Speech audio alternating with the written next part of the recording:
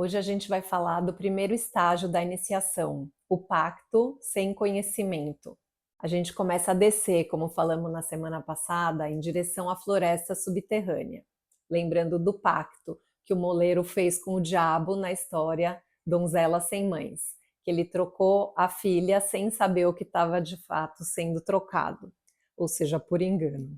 Mesmo que a gente já tenha tomado várias decisões ruins, tem sempre uma daquelas que puxa mais fundo, que é mais impactante, que faz a gente se lembrar que entregou muita coisa em troca de uma promessa de algo que parecia rico, bom, mas que na verdade se revelou vazio.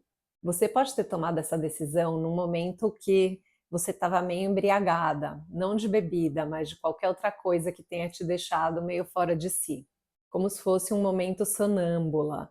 Você foi atraída, seduzida, cedeu e deu em troca as partes da sua vida criativa e cheia de possibilidade, que não valiam a pena pelo que você recebeu. Você normalmente consegue classificar a sua vida em um antes e um depois dessa decisão, como se fosse uma divisora de águas.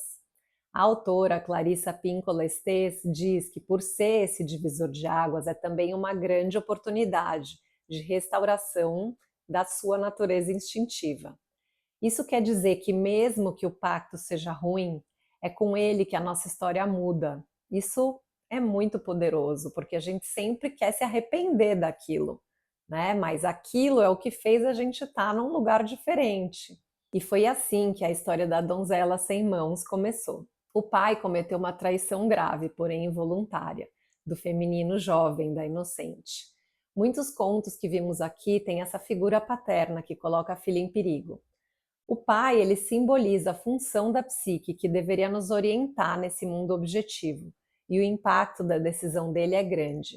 É uma situação pela qual ninguém quer passar, mas é esse perigo que leva ao acontecimento, que nos faz atravessar esse rito de passagem, ou seja, o início da iniciação.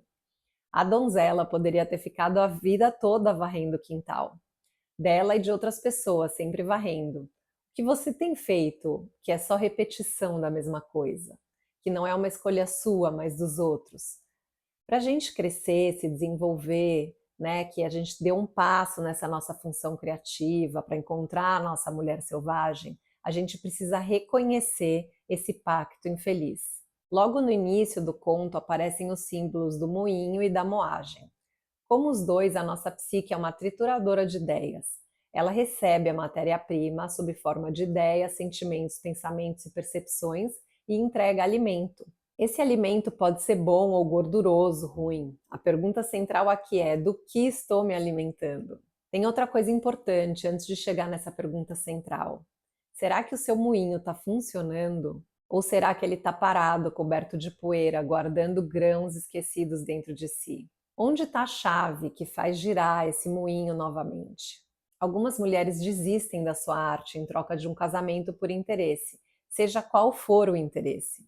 Abandonam um sonho de uma vida para ser uma boa esposa, boa filha ou boa menina. Renunciam à sua verdadeira vocação por qualquer outro motivo.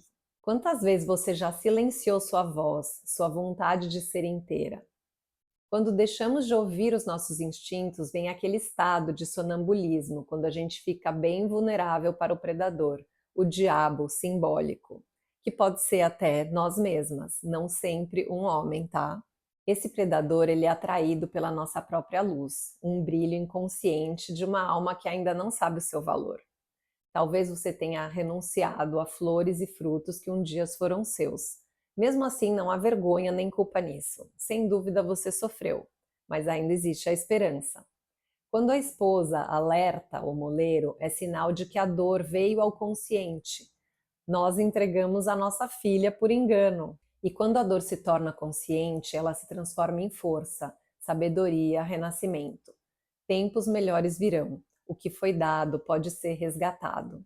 Por isso é preciso descer as raízes, como a macieira florida que se nutre da mãe selvagem, a terra. Só assim amadurecemos, transformando a dor em aprendizado, a perda em autoconhecimento. Pergunto de novo, qual o pacto infeliz que você fez?